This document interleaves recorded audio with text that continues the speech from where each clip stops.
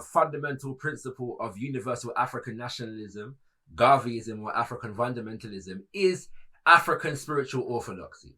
So to explain this a little piece here, when we see race for self-reliance and nationhood, all right, through our study of the life and legacy of the most honorable Malcolm Messiah Garvey and the UNIA-ACL, it becomes apparent that spirituality and religion is very central, yes, to the development and the ethos, of the UNIA-ACL. It was governed by ritual and the intentionality, of ritual. It was governed by the conscious development of culture and a way of life that was catered towards fulfilling the goal of African nationhood.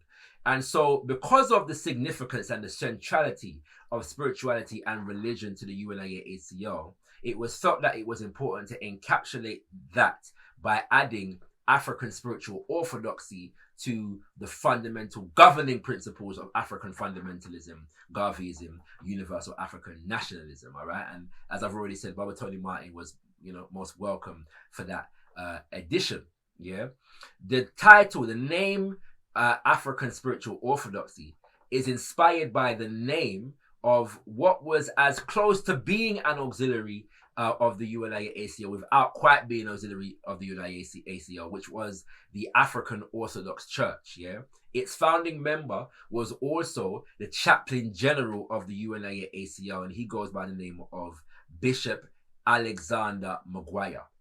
For the sake of explanation, Orthodox is defined as following or conforming to the traditional or generally accepted rules or beliefs of a religion, philosophy, or practice. And so to explain and break down the principle of African spiritual orthodoxy, we're going to go to the words of the Prophet himself. If the white man has an ideal of a white God, let him worship his God as he desires. If the yellow man's God is of his race, let him worship his God as he sees fit. The God of Isaac and the God of Jacob, let him exist for the race who believes in the God of Isaac and the God of Jacob. We Negroes believe in the God of Ethiopia, the everlasting God, God the Father, God the Son, God the Holy Ghost, the God of all ages. That is the God in who we believe, and we shall worship God through the spectacles of Ethiopia. Necessary to note that when he says Ethiopia here, he's not referring specifically to the country that we know today as Ethiopia, which was then more popularly known as Abyssinia. Ethiopia was a term that was used to refer to the African continent, in as much as Ethiopian was a common term used to refer to African people in general. And so you see this image of affirming, the blackness of God, in the sense that we see God in our own image and through our own spectacles. And we don't just see God in our own image in terms of the phenotype, of being black, but our own lens, which means that we, again, look at the thing, through our own civilized and cultural idealisms, as was related in the previous quote from Papa Garvey related to institution building. In fact, within the extension of that quote, he actually touches on this principle of institution building in relation to religion and says the following: it is incumbent upon him that he also have and control his own institutions based upon his own cultural and civilized idealisms. As for instance, he may have his own church, but it is not necessary for him to adopt the peculiar articles of faith of the churches of alien races. He is not a Hebrew, therefore he would not adopt the Hebrew faith. He is not by origin a Roman Catholic nor an Anglican, because these faiths and religions were founded by white men with an idea of their own.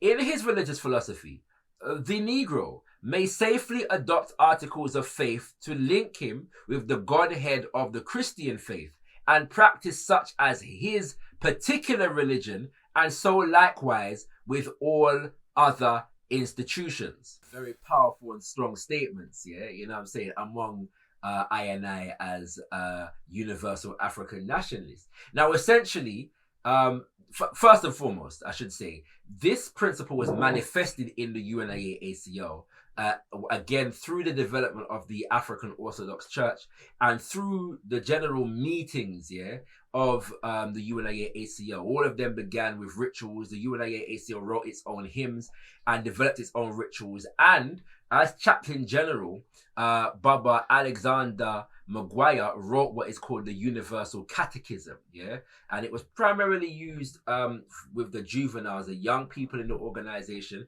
and took them through a religious education that was designed to particularize African people. All right, and so it was beyond just the any denomination of Christianity as African people knew it at that time. In fact, Baba Alexander George Maguire says, "You must forget the white gods, erase the white gods from your hearts. We must go back to the native church, to our own true God."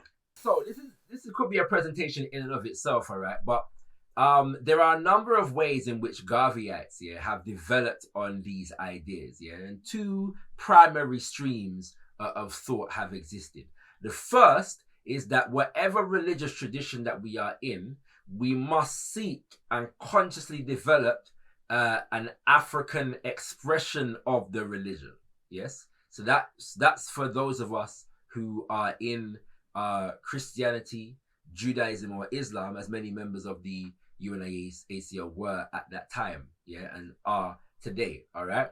But that the African history of those religions must be emphasized, and an African expression peculiar, and necessary to meet the needs of African people must be developed. The other stream of consciousness that developed was that we must return to and evolve, restore dignity to and functionality to our indigenous African spiritual systems, and so that stream of consciousness tended to discard or evolve out of the Abrahamic religions as they are referred to, and going as some Ifa, tradition, or going as some Kumina, or affirm Bambule ritual, or affirm Candomblé or Santeria, or affirm the Ordinani, among the Igbo, etc., etc. Indigenous African spiritual systems in general. And that's where you get the ideal of African spirituality as an affirmation. Because we're asking the question now, where, if we're supposed to develop our spiritual focus based upon our own cultural and civilized idealisms, where do we go to find those cultural and civilized idealisms? And so we see this in the affirmation even of the Islamic or Islamized empires, of Africa, and their unique African expressions of Islam, the unique African expressions of Christianity in the Americas, such as the Shango Baptists, and so on and so forth, all right? And then ultimately, again, you have those who say, well, actually, that's going to restore and revive our ancestral traditions and make them functional in today's world. So all of these permutations and dynamics exist among Garveyite consciousness. This inclination towards spiritual and religious exploration among members of the UNIA-ACL led to the development of entirely new spiritual systems. And one of the main examples of this is housed and encapsulated in this book, entitled The Holy Pibby, written by Shepherd Robert Affley Rogers. The Holy Pibby is also known as the Black Man's Bible. And so when you hear the Black Man Bible, you kind of get an understanding or overstanding of where he was going and what his intentions were. And Robert Affley Rogers was a member of the UNIA-ACL in New Jersey, and was inspired to develop a new spiritual tradition that reflected the desires, the intentionality, and the mission and the destiny of African people. In fact, this is the first text in which Papa Garvey himself was declared as a prophet.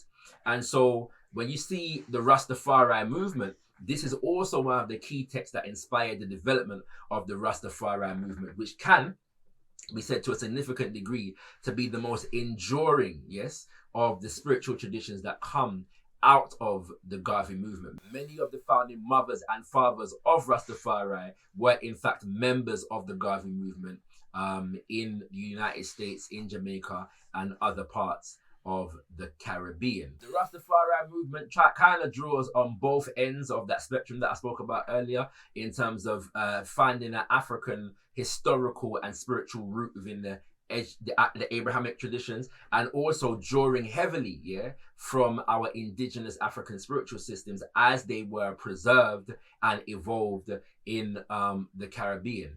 And so things like the Promised Land becomes Mama Africa, Zion becomes Mama Africa, and the focus on the psalm which says Ethiopia shall stretch forth her hands on to God. And so we see this inclination towards developing a spiritual system that is specific to our Africanness, and gives expression to our Africanness. And Papa Garvey was certainly guiding us towards the development of a more African expression of spirituality. And that evolution was in train in the time of Papa Garvey and has developed since then. And many of those who have evolved into the concept of what we call African spirituality see ourselves as taking that to that argument, that logic, to its logical conclusion. We must develop our Africanness within our Africanness. This is given greater expression in the words of Mama Amy Jakes Garvey in the book Garvey and Garveyism, where she says, "The wearing of uniforms and robes of office by Garveyites had a deep significance and psychological effect. Had Garvey landed in Africa, he would have discarded the uniform and European attire for tribal gowns to become a part of the masses and thus impress them while satisfying his inner longing for Africanization." So pursuing our own culture and civilized idealisms naturally, produces the idea of Africanization. And this is where you get the idea, for example, of African people discarding European names and reclaiming our own African names. This was done many times, on the African continent in particular, by Africans who were on the African nationalist and Pan-Africanist train on the African continent. Some of them, because of the indoctrination of Christianity and European imperialism, were given European names at birth. For example, the ancestor Kobina Sechi had a European name, discarded it and reclaimed the name Kobina Sechi. For example, Majola Agbebi, who was born with a Yoruba name, Pastor Majola Agbebi, was born with a European name and later discarded to reclaim an African name. So all of those dynamics relate to Africanization and the principle, of African spiritual orthodoxy, or developing ourselves according to our own culture and civilized idealisms.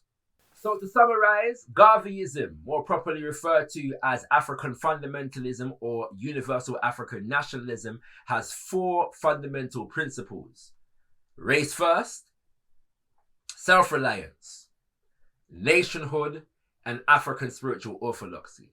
And to conclude, we are going to conclude with the word sounds of Queen Mama Amy Jakes Garvey in the book More Philosophies and Opinions of Marcus Garvey. She says, "Garveyism is not only a theoretical philosophy, but a working idealism geared towards the crying needs of an entire race." So, as I've been referring to Garveyism, African fundamentalism, universal African nationalism as an ideology, a philosophy, it will be more properly referred to as a working idealism. Queen Mama Amy Jakes Garvey is very, very wise, in her use of this terminology.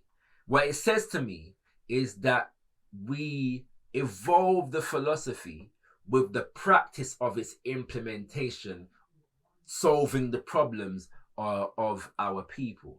It's a working idealism. These ideals, are meant to guide our practice, and our practice is supposed to evolve the strategies and the implementation of these ideals. And so this is important because the universal African nationalist philosophy is still very much in play. is still very much alive, and the various different Garveyites and Garveyite organizations around the world are implementing it.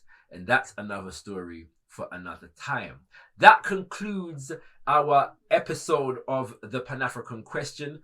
What is Garveyism? I hope that this session has been edifying, and educational. If you have a Pan-African question, please leave it in the comment section below, and I will endeavor my best to do an episode around the answer to your question. In future, we will be addressing questions such as, what is neocolonialism? What does a black nationalist or Pan-Africanist government look like? What towards an African-centered economic theory, and issues such as those, all right? So I look forward to developing those and sharing them with you and getting your feedback.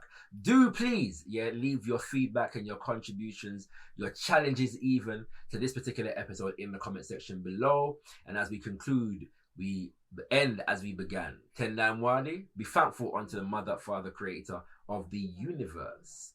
Kudzai Mukuru, give praises unto our great ancestors. Abibi Tomi, Abibi Fahodie, African power and African liberation for all African people. Ashe, Ashe, Ashe.